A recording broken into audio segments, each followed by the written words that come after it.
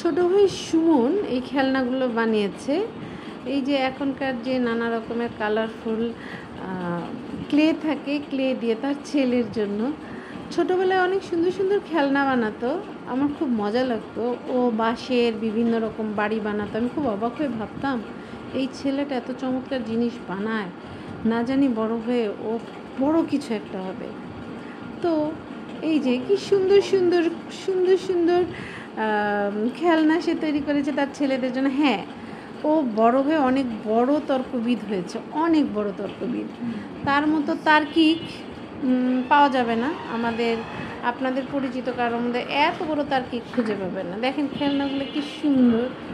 শামুক বানিয়েছে, এটা একটা শামুক, হাঁস, এটা একটা রোবট। সবচেয়ে মজার হচ্ছে এটা একজন বাবার কাঁধে তার বাবু।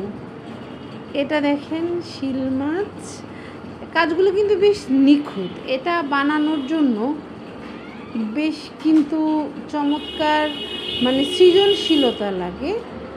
একজন মানুষ সৃজনশীল হতে অন্যরকম একটা মেধা লাগে।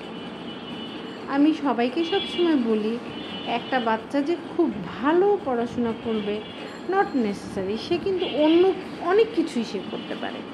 এই যে চমৎকার চমৎকার খেলনাগুলো সে বানিয়েছে তার ছেলের জন্য।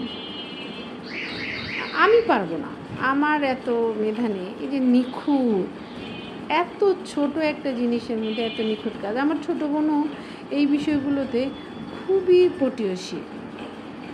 আমি না পারি পড়া মুখস্থ করতে, না পারি এত সুন্দর সুন্দর জিনিস বানাতে।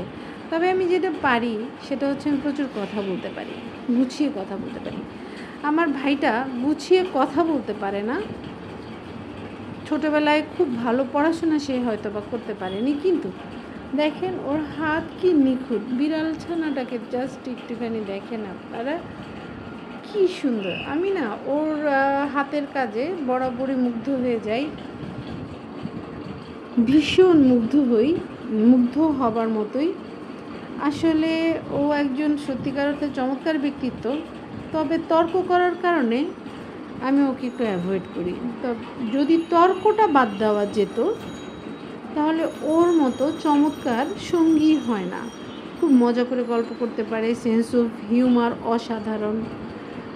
কিন্তু প্রত্যেকটা বিষয়ে ওকে তর্ক করতে হবে, রাজনৈতিক হোক, ধর্মীয় হোক।